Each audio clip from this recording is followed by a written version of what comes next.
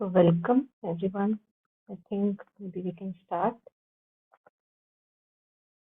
So I think as we all may be in tune that we were on the release from the subjection of ego, synthesis of yoga, and yeah, just let me pull up the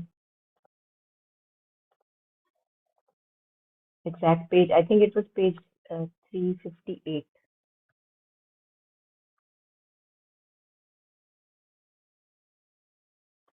Yeah.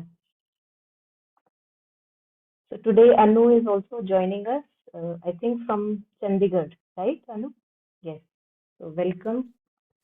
So although Thank you. these are Savitri sessions, Anu, as I have shared with you earlier, but apart from Savitri, which resonated with some experiences that Sri Aurobindo shares in Synthesis of Yoga, so that's why we are taking step by step.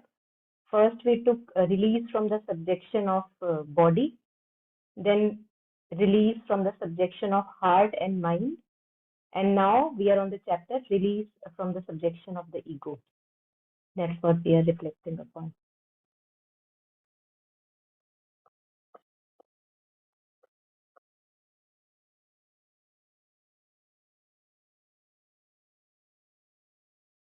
Yeah.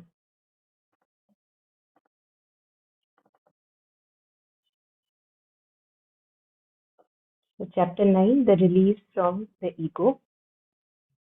And I think we can start today here. We can take an overlap maybe. Yeah, it would be nice to have a longer overlap so that we know where we were. And then we can today start with this one here.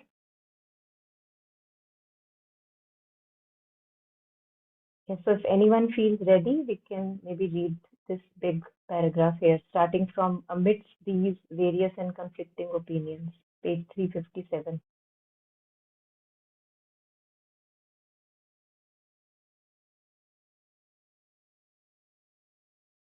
Yeah, I can. Amidst these various and conflicting opinions, the seeker of truth decide for himself which shall be for him the knowledge. But if our aim is a spiritual release or a spiritual fulfillment, then the exceeding of this little mold of ego is imperative.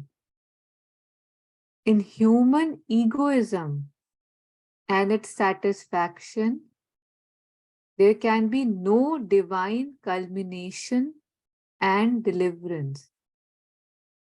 A certain purification from egoism is the condition even of ethical progress and elevation for social good and perfection. Much more is it indispensable for inner peace, purity, and joy. But a much more radical deliverance, not only from egoism, but from ego idea and ego sense, is needed if our aim is to raise human into divine nature.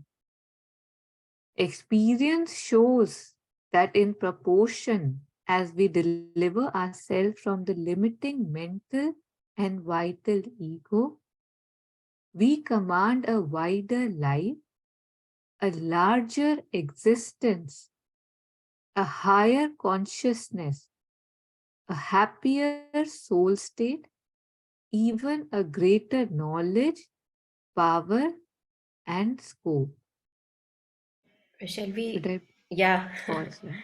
yeah, thank you. It's good to pause here. So we'll just shortly take up any reflection or resonances on this. I thought it was again very important, although maybe we are reading it for the second time, but good to reflect upon it again. So yeah, any thoughts are welcome.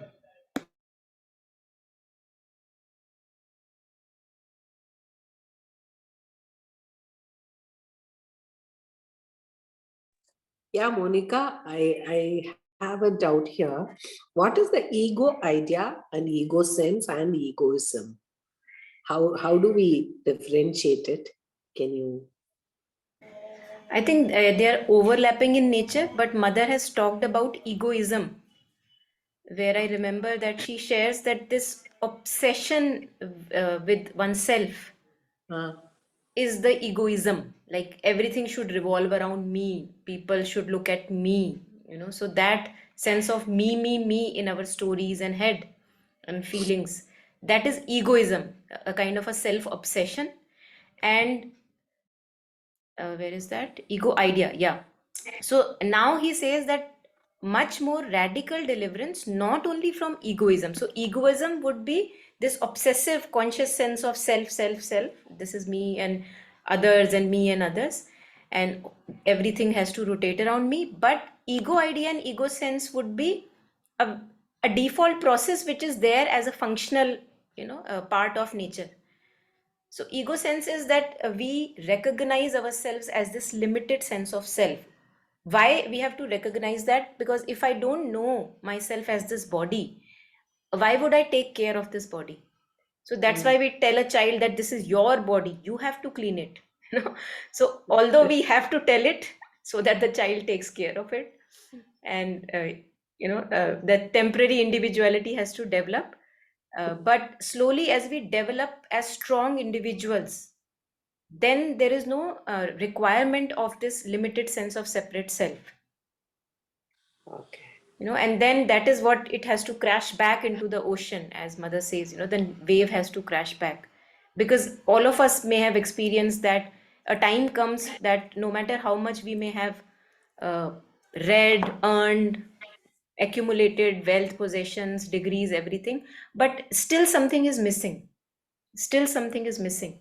and that something will remain missing unless this ego sense, the sense of being a limited individuality, it crashes back, and you have what we people say that self realized, or entering some kind of realization where you recognize that you are more than this separate sense of self. So even mentally, intellectually, first we start, and then slowly it becomes our practical realization. So that would be ego idea, ego sense, according to me. And egoism would be what mother says, that everybody sees ego in others, because more or less everyone is egoistic or has egoism. You must have observed that it's very easy to notice ego in others, right? And that's, mother says that that's because we too have that sense of me, and that is why it's easy to recognize it in others. That's egoism. Yeah. Thank you, Monica. Thank you. Are you feeling a little better? Yeah, much Yeah. better. I wanted to read it, but nobody will hear if I read it. No, although your voice is audible enough, but yeah, good to relax it a little. Yes. Yeah. Yeah, anyone else wants to share anything? I think we read until here. Yeah.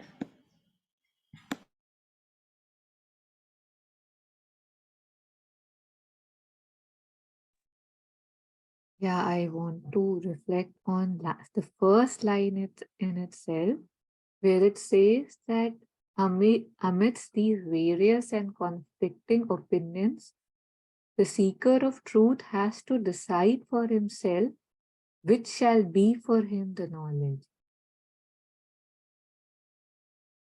This is true for every decision, every moment of my life, right? Because especially now, more than ever, I mean, I'm just saying because right now I know about now, like there's so many distractions, right? Like everything is at your fingertips, right? So like say, for example, YouTube can be used for mantra, can be used for, movies, can be used for series. Like it's the same instrument that can be used for anything, and it's at my fingertip, available very cheaply without much issue, and everything is made easy.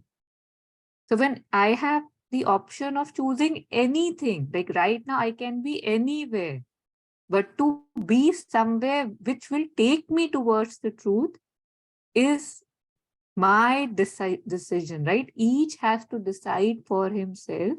And of course, there is this element that, the one who's chosen has been, the one who chooses has been chosen by the divine. And yet this decision, I believe, is really important because the the way the life is structured, the world is structured, everything seems to be important. And somehow it feels, okay, let me do this, then I will say sit for meditation or sit with myself, for example, or then I will do what I had to do. Like I guess earlier on how it had structured, right? Like brahmacharya and then basic that grihastha, then vanapasan, like that was the structure before. Okay, first let me finish those things. But now it's no longer possible. Like one has to start as soon as one realizes that no, something is wrong. It has to be more than this. So this decide for himself, I feel, is a decision. Every moment, where am I spending my every moment, is that decision. If I am seeking the truth, and if I'm not, then no issue at all. And the last sentence also I very strongly resonated with, that again, it's the same thing, right? Experience shows that in proportion as we deliver ourselves, like with continuity with that sentence, that what I choose, right? What I choose, it is evident from that from the limiting mental and vital ego, we command a wider life, a larger existence, a higher consciousness, happier soul state, greater knowledge, power, and scope. Like even reading this feels delightful. And yet, when I'm wanting to do certain things, there are other things that seem to catch my fancy, and I forget the delight that is in these states or even words. So yeah, it's, I guess, again, something to be pasted on the walls or, on your forehead so that you can see it often. Yeah, thank you.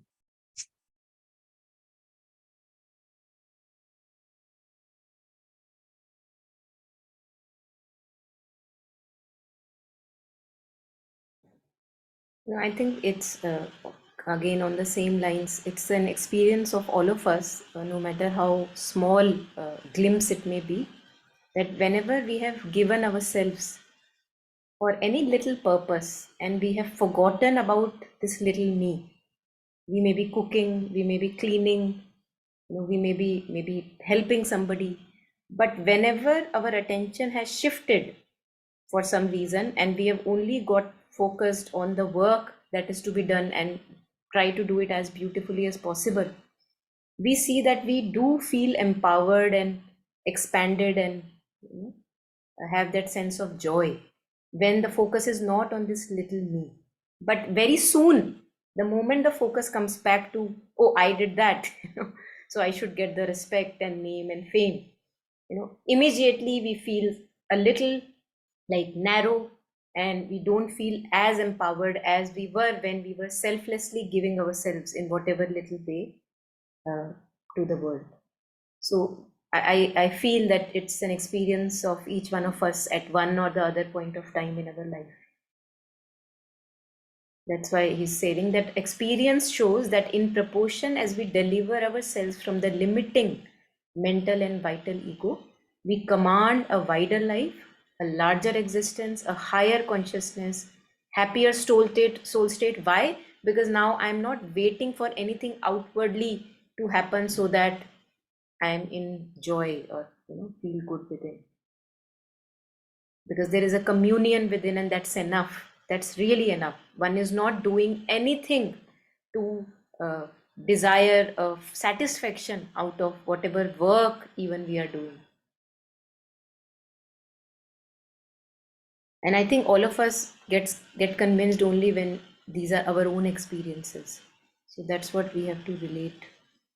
And before that, he shares that the certain purification So we have often touched upon purification in various, I think, sessions and in various themes, that the first step of purification is to become conscious. When I'm conscious of my thoughts, when I'm conscious what is happening in me, what are the feelings 24/7 in me, what am I thinking about this person, that person, then we see that, oh my God, there are so many impurities that are there that I'm harboring. And they're always in relation with me and the other. So the egoism is present, and that's why the other is also present. And always there is a clash between me and the other. So this, for a general progress in society also, he shares that a certain purification from egoism, or the obsessive focus on me, is the condition even of ethical progress and elevation, for social good and perfection. And then he says, much more is it indispensable for inner peace, purity, and joy. So all of us want to have joyful lives. No one would say that I want suffering in my life. It's almost, he's given us a experiment to perform in this lifetime, if possible. If we want true joy, then purity is indispensable. Purity in thoughts, purity in feelings,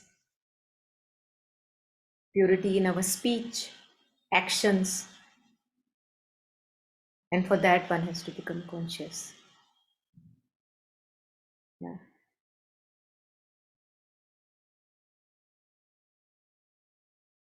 So constantly clearing up the thoughts and bringing the mind home in the body, not believing too much in the thoughts and feelings that are continuously churning throughout the day. That is a part of the process to keep the mind home in the body. Either we connect with the divine name, or we connect with the breath, body sensations, however. But it's good, it's recommended. Without that, it's not possible. How would you dissociate from thoughts and feelings?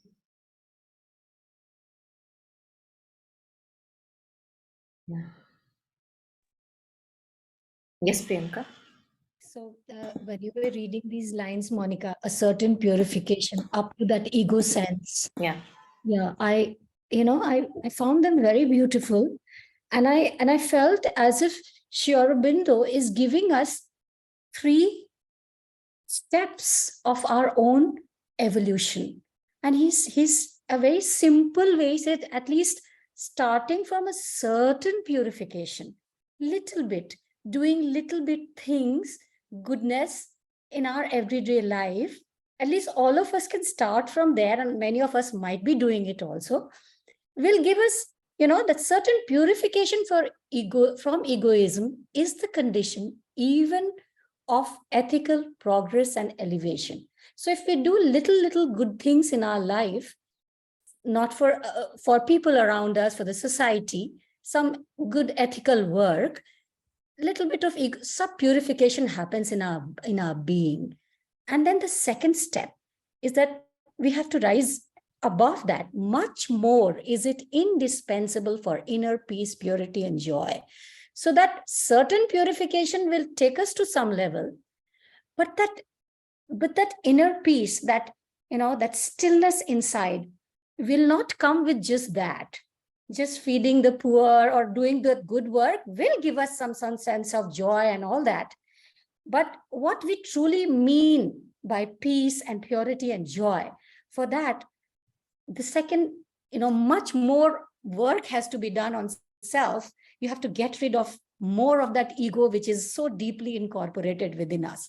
And then the third step that I see in another line, but a much more radical deliverance, not only from egoism, but from ego idea and ego sense, is needed if our aim is to raise human into divine nature. And that is probably the highest that one can one can go to. So from human to divine. So then that ego has to be fully dissolved. But I just found it very beautiful that starting from little steps, and gradually, I guess we don't have to mentally, howsoever hard we try to mentally get rid of the ego, that I don't want to have this within me. It is not a mental process, but within our day-to-day life, if we incorporate certain little things, automatically the ego, which is there, which will be there, but the day it dissolves, we will not be who we are. But this journey, little things which will elevate us from little purification to a much more level of inner peace, purity, and joy to finally being divine. So I found this very beautiful, Monica. So just wanted to share this. Thank you. Yeah, thank you. Yes.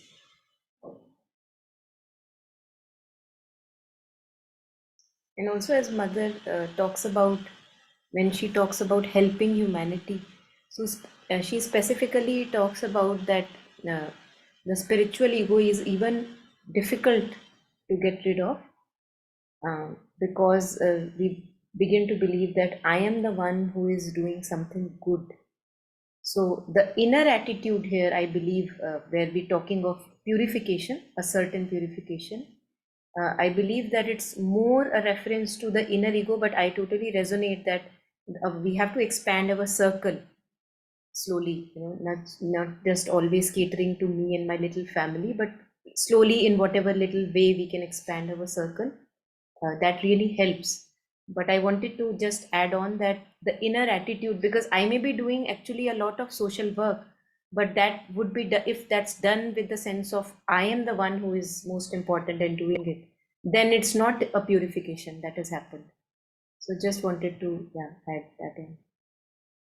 Yeah, and rightly said, Monica, that yes, but even if it starts with that attitude, Yeah, because we all have it, we can't straight away say that we will not have it. true, true. Howsoever you say, whatever. And I would say that even to have a spiritual ego, you need to walk the spiritual path. Hmm. So better to walk it, because which means at least you're walking that path. Ego is there, but by walking it, probably one would be able to at least shed it drop by drop, Hmm. whatever percentage, isn't it? Yes. Yeah, So, yeah, thank you. yes, thank you. Yeah, anyone else here before we take it further?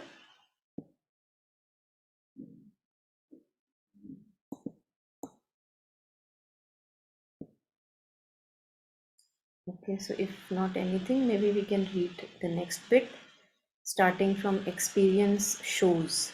So anyone who feels ready to read, please go ahead. I can read.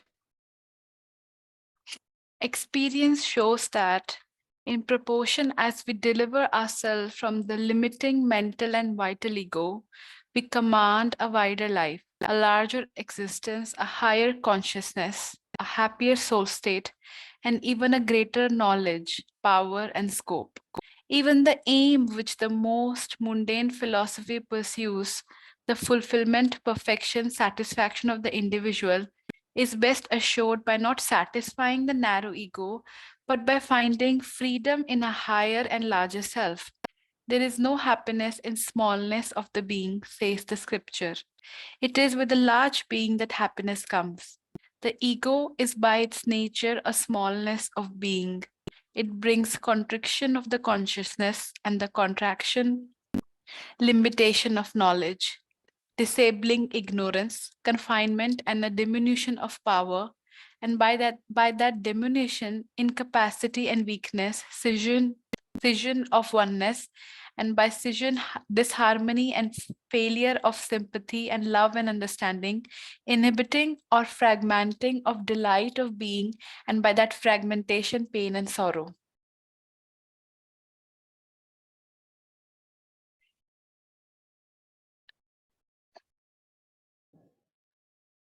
Yeah, so maybe Nandini, you can take this bit also up. Finish this To, one. to recover what is lost, we must break out the walls of ego. The ego must either disappear in impersonality or fuse into the larger I. It must fuse into the wider cosmic I, which comprehends all the smaller selves, or the transcendent of which even the cosmic self is a diminished image.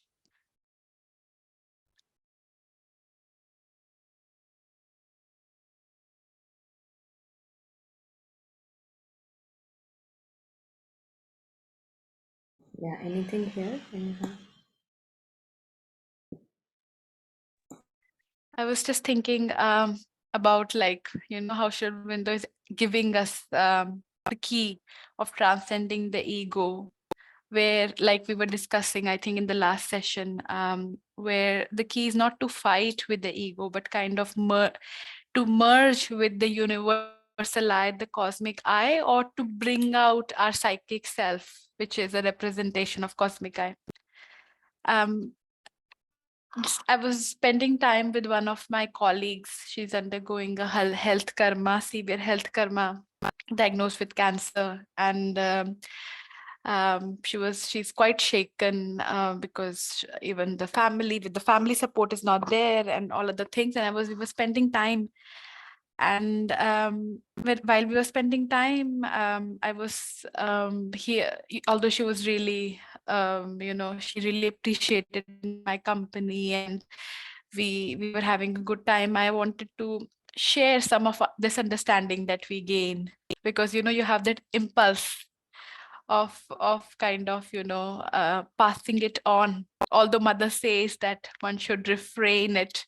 One should not reveal the name till it's actually, it's a good time. But anyways, I felt it, and immediately I felt a kind of not a repulsion, but maybe she was not able to kind of grasp what I was trying to tell. And there was a little bit hostility about things, and I understand, because it's a deep crisis she's in, so it's very hard to kind of make sense of these things. And I was thinking, and I came back, I was reflecting on that, and I was thinking about, um, Shrivan also says that the way of transcending the ego is by recognizing the oneness in diversity. That even though if you if you meet resistance, you understand that even though we are diverse, there is still oneness.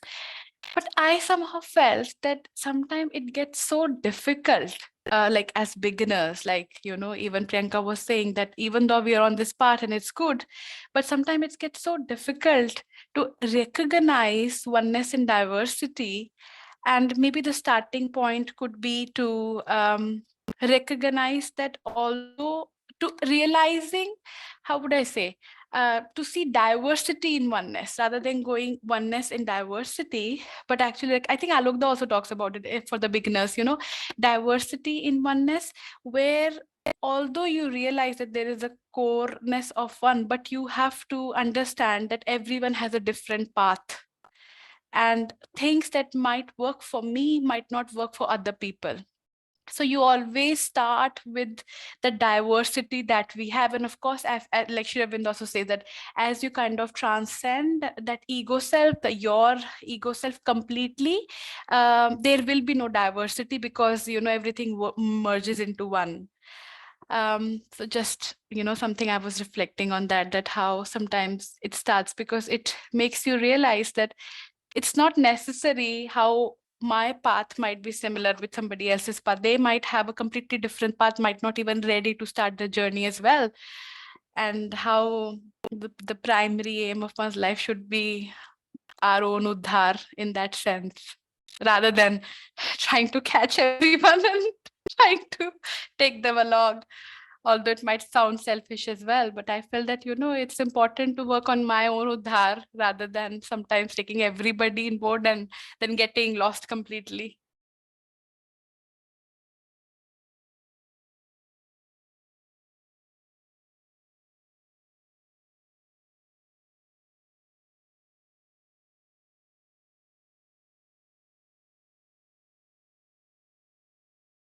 Yeah.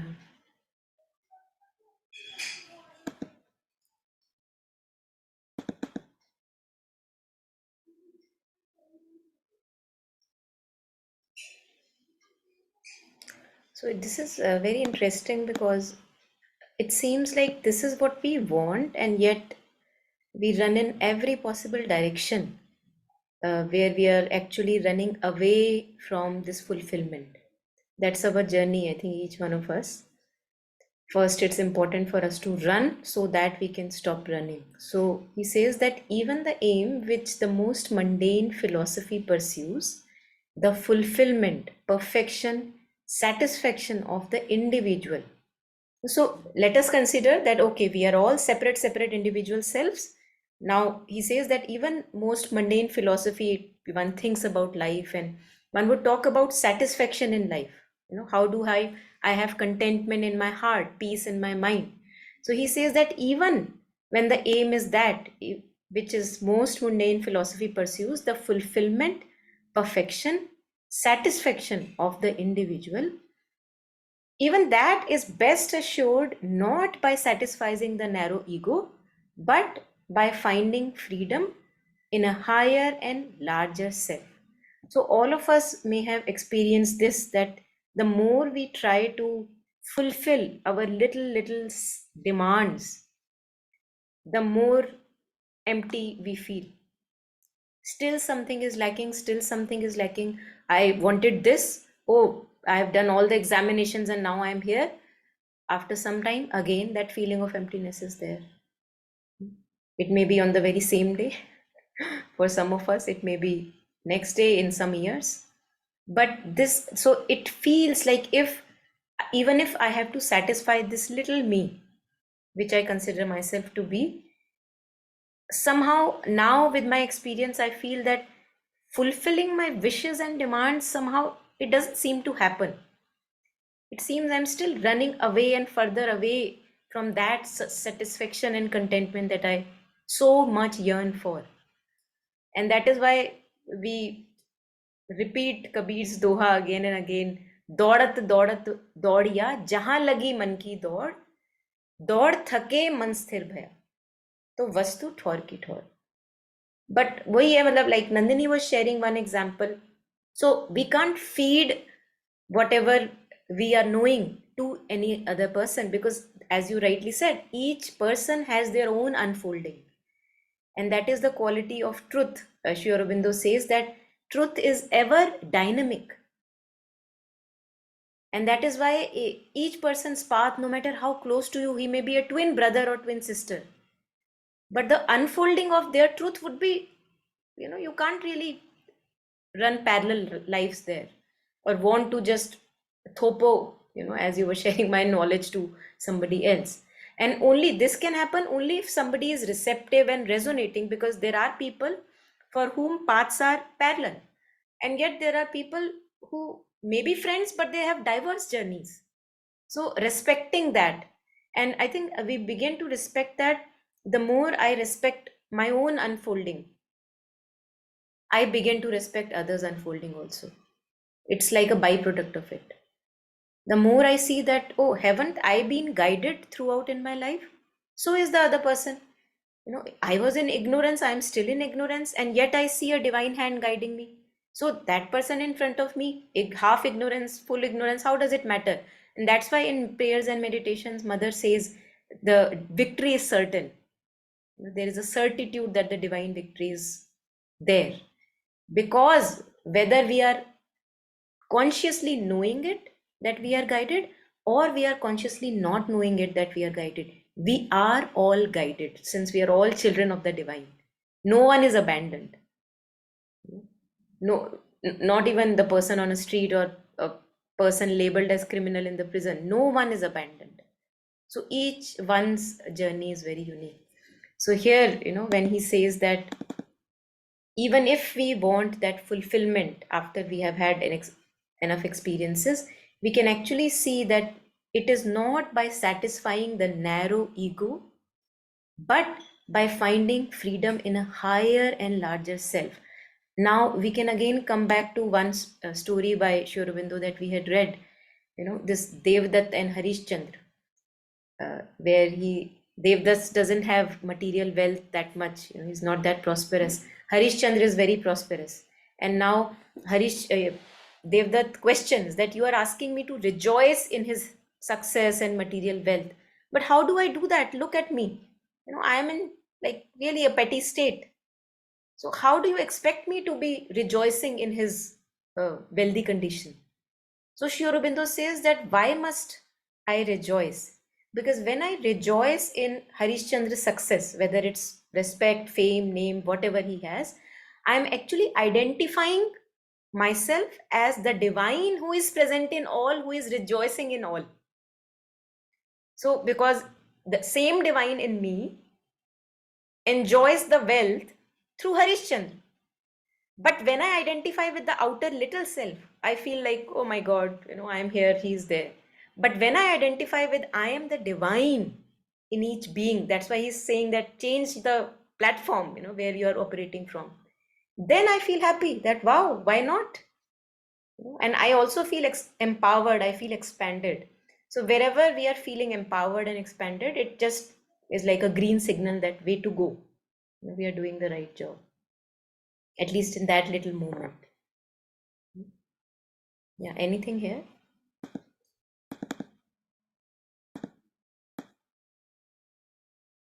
Or anywhere else?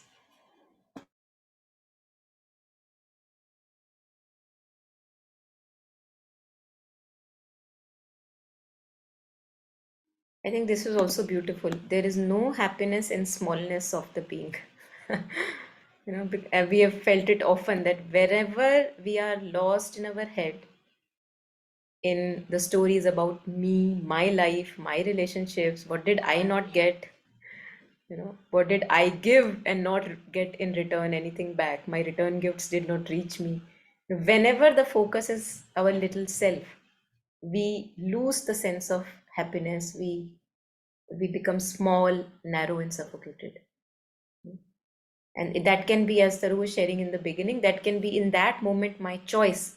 Now, do I want to stay here longer, or do I want to just step back, not go into that domain at all? That's my choice. So this is a beautiful, I would say, a tool, an indicator that there is no happiness in smallness of the being, says the scripture. It is with the large being that happiness comes, because that's our true self.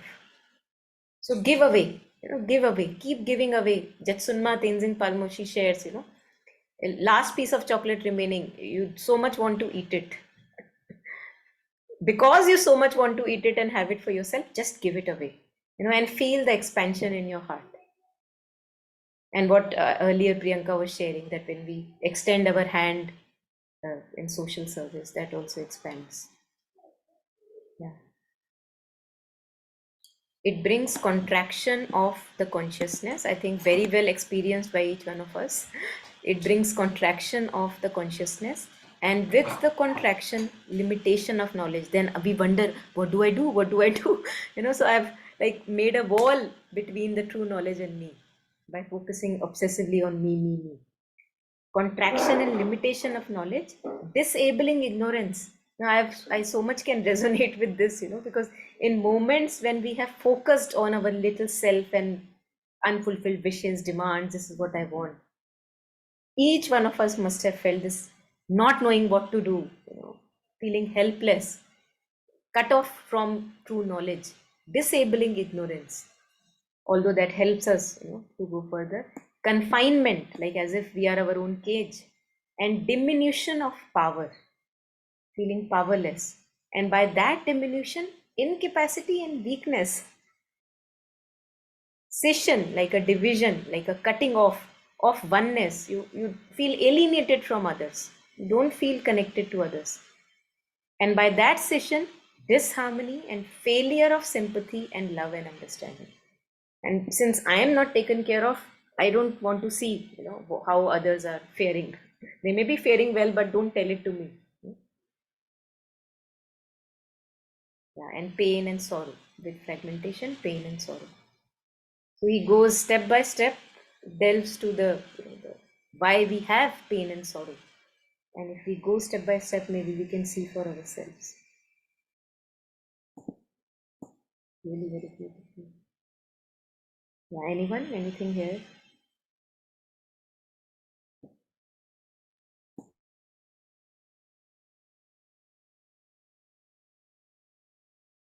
Like we were talking about that choice, right? That decision that one needs to make. So this movement a lot of time, if one is mindful, one sees is very subtle, right? Like I have a preconceived notion, something I've grown up with, something that I think is absolute necessity for somebody's happiness and stability, or the quest for stability, that I don't see that for some stability and settlement, the things that I'm losing, that myself or the other is not be able to accomplish that in life. So, I mean, I am willing to just disturb my whole being over months and years because a certain condition is not met, a certain, I don't know, happening is not unfolding, is not happening that I would want my child or, somebody to go through. But I would not see this, like this blinding that is there. Like you a lot of times says कि एक जिद ही तो छोड़नी है, right? Like I am just holding on to this, that happiness, this is the definition. Okay, happy marriage, that is the definition. Good daughter-in-law, that is the definition and image. Right? So just, and when never does it happen that that image falls into how I have seen it, because that's not real, right? I have picked it up from Bollywood movies, Hollywood, just random places. And then I'm spending my whole life trying to fit into those images or those photo frames that I think are beautiful, that I don't see what unkindness I do to myself by attracting, what it says, like confinement, diminishing of power, incapacity, weakness, disharmony, failure of sympathy, love, and understanding, because I feel that is a good life. And what am I doing? What am I doing? Not questioning, okay, is that true? Or, can I just let go and see what I have, right? Let me at least see what I have and see if there is delight in it, because there will be for sure. And it's quite sad, the state of affairs. But if we see it, we have a greater chance of accompanying, like kind of becoming it. This thing that you were sharing, that once you start rejoicing in others' happiness, or once you say the last piece of chocolate, for example, you give, once you give, somehow the next time that kind of becomes the pattern. Like you don't want to take, like that question doesn't come anymore, because it feels that, yes, just that becomes a natural state of affairs. One time, if we feel the expansion and non-grasping or letting go of the greed, I mean, the voice comes, "Arey, arey, arey, you take it." But again, there's something that's just because it knows, it has been there, it has taken the delight that comes from opening the hand. So it's, I mean, if we can learn from this even a little bit, if it can change by now that we can see it so beautifully, it's so amazing to put these things in words. We experience it, but we don't know how to say it. Yeah, thank you.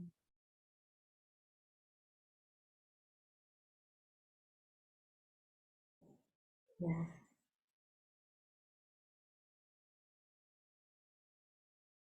I think that's why what you were sharing, that's why earlier you were sharing that experience shows. So it's our own experience that shows that as we deliver ourselves of that limited self, we actually experience that happier soul state.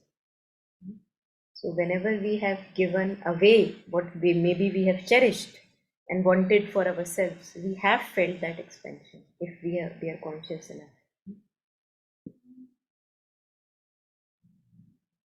Yeah. And it's also like shedding off a lot of burden, it feels, like why to carry this burden of being responsible for oneself and one's satisfaction. And Sri Aurobindo talks about it, that he says that when you give yourself to something higher, larger, it's like you are rid of that burden that you carry with you yourself, that you always have to fend for yourself and take care and be responsible, because things are taken care of when you offer yourself to something higher.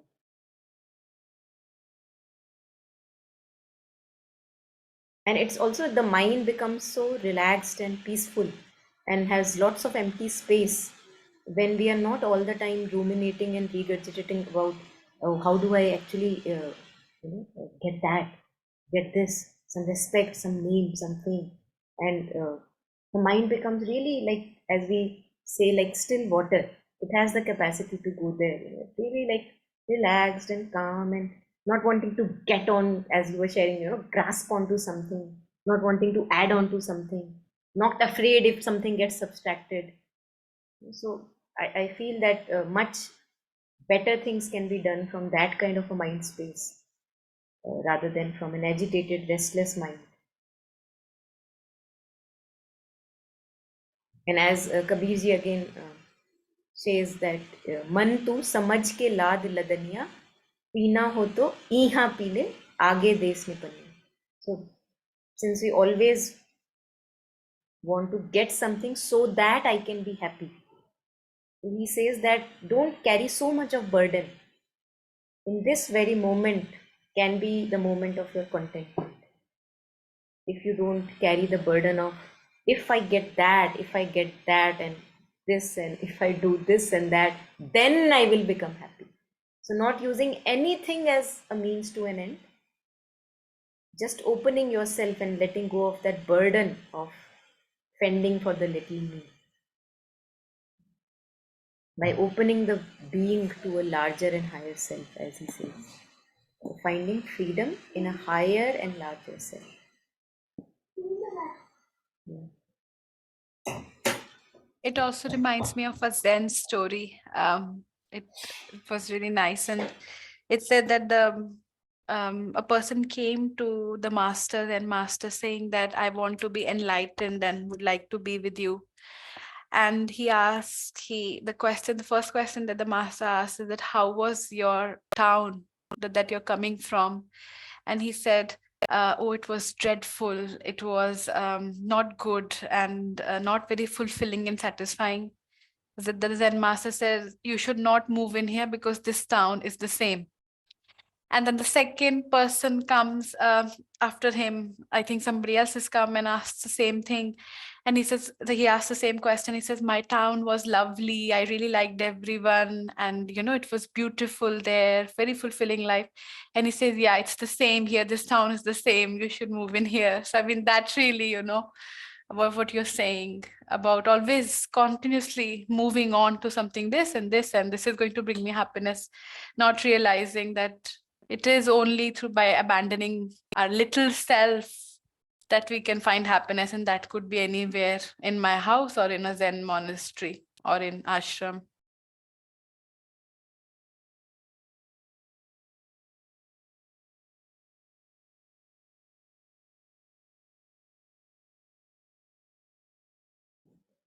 Another thing which comes to us when we read Mother Shri Aurobindo here, so it feels like so much is waiting. So much we think that, okay, having a still mind, which again is a process in itself, that's it. What will I do after that? But with Mother and Shri Aurobindo, we realize that, oh my God, it's this, like, there is no end to these progressive gradations of progression and perfection in the being. So as was shared in the beginning, that we must exponentially. Why not exponentially? Because we can. When our health is okay, nothing much is bothering us, we can become more conscious of ourselves. We can invoke the divine in us or outside of us, wherever we want to invoke. So why must we not? Now, if the experiences have led us here and we are convinced, because with the more we read Mother and Shri Aurobindo, and that is how it acts like these falling drops of water on a rocky, stony consciousness. And in time, in years, something happens. We may not know the process like very exponentially, that, oh, I am not making any progress. But as Mother says, it acts like how a chick is developing in the egg. And for 40 days, you don't see anything. On outside, it's just an egg. But suddenly it just cracks and a fully developed chick is there. So that's how these words act, because they first make kind of light and illumination in our mental. So even a step ahead, that okay, mentally I know, mentally I understand, that's enough. And then slowly with our gap between thinking and action, we realize, oh my god, that's not enough. So then we try to bridge that gulf, that I mentally may be knowing, but why is my action such? Why am I again and again falling into the same patterns while I keep on talking about it? So we may be holding sessions, but when it comes to action, then it suddenly feels that why am I here again? In the morning I talked about this. So I think this gap really helps us, a kind of disgust with our older self. It helps us to move forward, that I can be better, I can operate from a different level of consciousness. I don't have to go down the slippery slopes again and again. So in time, as mother says, it happens. Yeah. Whatever is it happens. I don't know about it.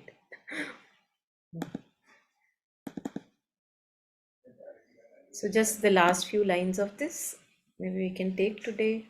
Let's see. I have a feeling that we did cover up the whole of it, but it doesn't matter to go over it again. It's always nice. So to recover what is lost, the sense of happiness, the sense of expansion, largeness, we must break out of the walls of the ego.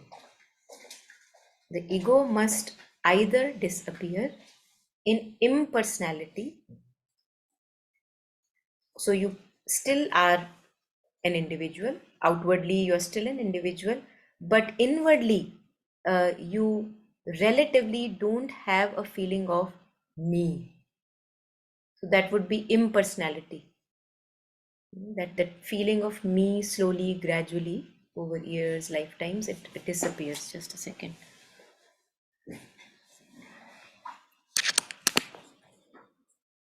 Yeah, so the ego must either disappear in impersonality, like a wave. Often we use this metaphor, like a wave crashes back into the ocean and it becomes just the ocean. There is no wave. One can say that wave has become the ocean. Wave was already the ocean, but it recognized itself as the wave. So it's good for it to crash back consciously, so that it gets rid of that burden of this little wave, me. So the ego must either disappear in impersonality or fuse into a larger I. So a kind of an identification with the largeness, that this largeness is who we truly are. It must fuse into the wider cosmic I, which comprehends all these smaller selves. So when there comes again, Sri Aurobindo, I believe here is talking of also practical realizations in sadhana, not only mental understanding, where he talks about a realization of a cosmic self, that it's not anymore a mental understanding that, oh, this is my possibility. You have become that possibility. So in time, over lifetimes, we all become that possibility. So it must fuse into that wider cosmic I, which comprehends. And when we take the station on that level, which is our cosmic self, from there, all the little beings that we are, including myself, it all appears, these smaller selves, which comprehends all these smaller selves, or the transcendent of which even the cosmic self is a diminished image. And we even can go further from being a cosmic self, where we have a realization of the transcendental self. That would be a little, maybe we are using our little mouth to talk of it, but we can, since we have the little mouth, that even that is our possibility, that cosmic self is still little in front of that transcendental self. So we don't have to jump up to transcendental self. We can't. The only thing we can do is to make little choices each moment, and to keep rejecting all that confines us, narrows us, limits us, and to choose those moments or movements which are expansive in nature, which empower us. Like if somebody is giving you credit, and you are a team working, two things can happen. Whether I take credit to myself that yes, I was the leader, I held up the team together, or you genuinely acknowledge that if not for the team, you could not have progressed or done whatever you did. And secondly, that it's the divine Shakti working in all. So who are you? So you acknowledge and you distribute that credit that is coming to you, knowing genuinely that there is nothing that this little me can do, if not for the Shakti, if not for the interconnectedness.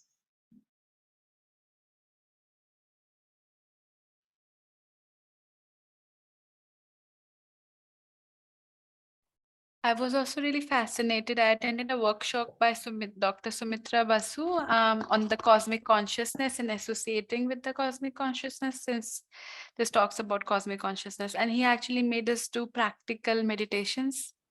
And even in that 10 minutes, 15 minutes, I couldn't really get that. But, you know, many of the people who were attending it, they actually spoke about some of the experiences that they experienced in that 15 minutes with the cosmic consciousness. You know, they explained the imagery that came up and everything that came up, and they even explained that. They even said that, and Dr. Basu said, yeah, that's a very much a link. You know, you were in contact with the cosmic consciousness. And I was surprised that it is something so small, and yet we don't do it. Like what Taru was saying, it is at our fingertips. Like, and you know, I asked, said, sir, I'm a beginner, like, can you give me any tips? And he started laughing and he said, well, nothing, you don't have to do too much. Just sit in the morning for 5 minutes, 10 minutes, and just, you know, focus above your head, like, you know, like how your consciousness above your head, or just think, like, you know, imagine that your brain, your this cognitive sense, that I-ness, because it's usually in the head, is getting lifted up in the air, and it up, you know, you're just going above, very high, and just, you know, imagine that few droplets of golden drops slowly pouring on it, focus on it, just 5 minutes you do it. And just then say towards the end, when you've just do this practice, that, you know, may at least once in this day I connect with the cosmic consciousness and put that aspiration forward. And you will see that in matter of few days, you will be able, it will be a few seconds, you know, you will get intuition that starts with intuition and then it moves higher. But you will start getting intuitive. You just do it for 5 minutes. And, you know, it's like a very practical way of accessing, like Sri Aurobindo was saying, that connecting with that cosmic eye. And once you connect with it, the ego is not there, because you are, you know, being connected there. And how we can do it for 5 minutes and yet we don't.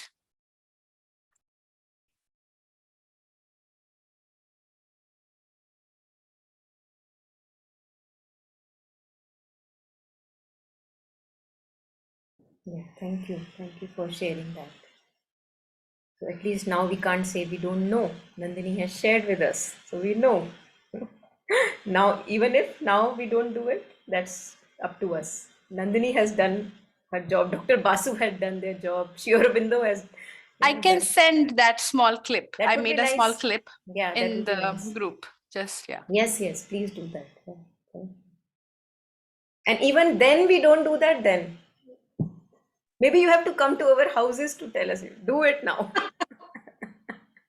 Even Sharda I ji. don't, like, not every day. I myself not every day would do it, you know, because We can't it's handle too- that cosmicness. Totally with you. Yes. Actually, it's the weakness of our container. You know, that if you do that practice for some time, you would see that the body will become restless.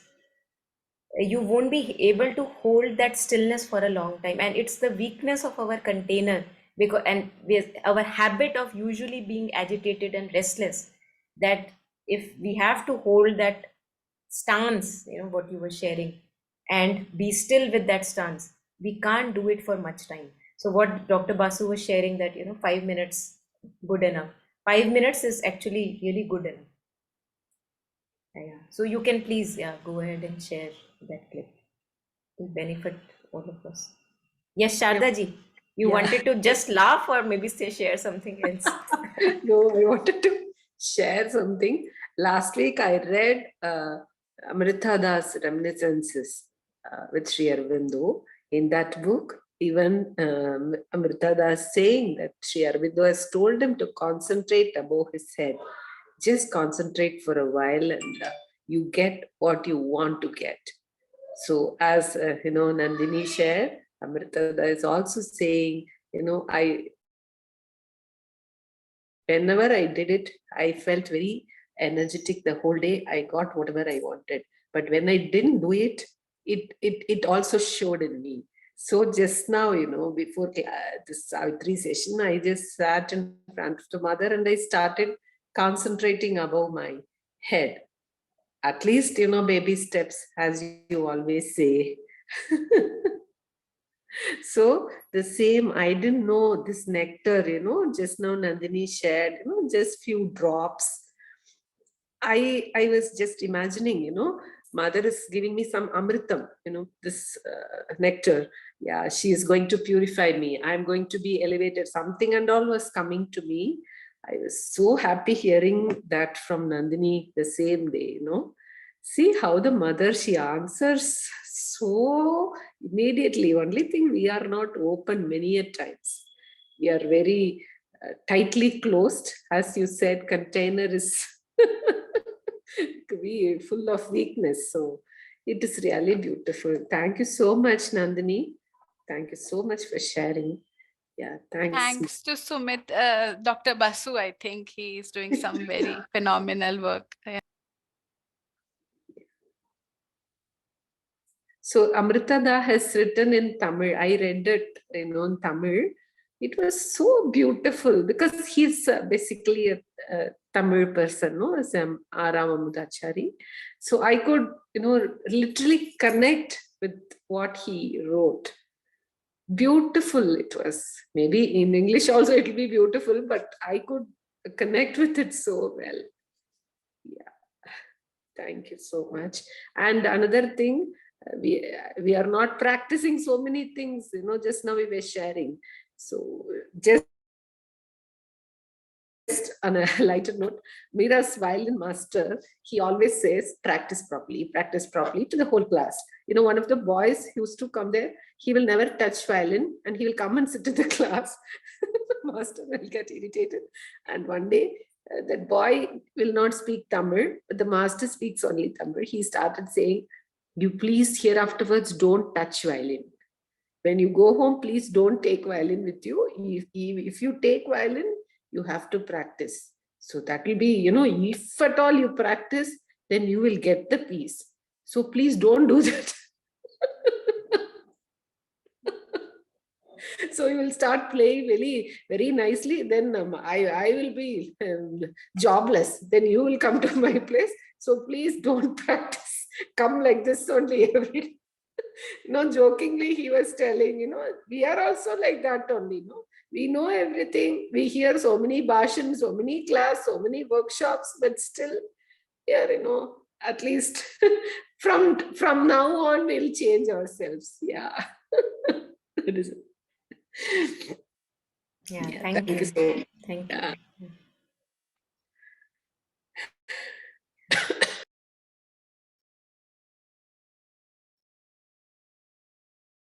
Yeah, anyone else before we end?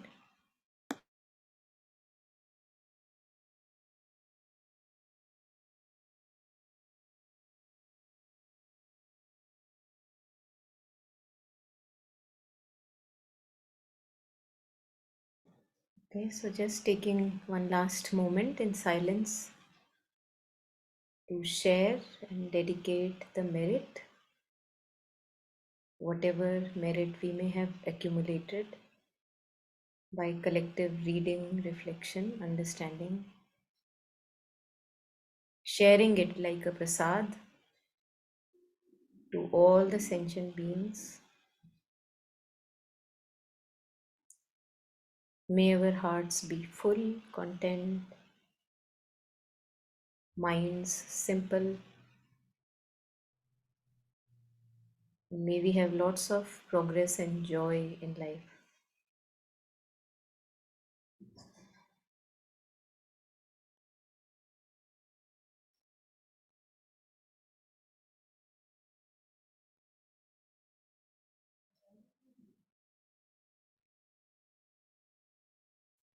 So thank you, everyone. Thank you for joining in. Bye. Thank you. Thank you. Thank you Thank very you. much. Thanks, everyone.